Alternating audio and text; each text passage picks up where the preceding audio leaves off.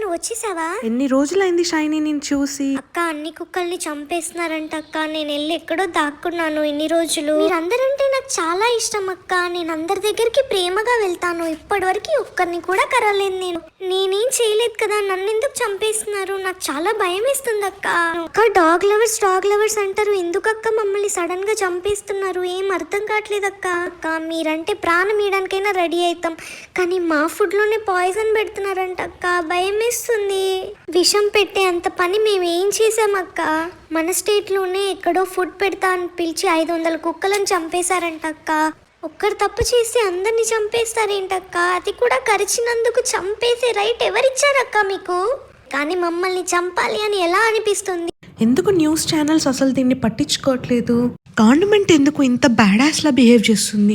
అంత high position లో ఉండి, అంత పవర్ ఉండి ఒక డాగ్స్ ని రక్షించడం అంత కష్టమా? మన హిందూయిజంలో డాగ్ అంటే శివుడనే కదా అనుకుంటాం మనం. అసలు మన హిందుత్వ బ్యాచ్ అంతా ఏం చేస్తున్నారు?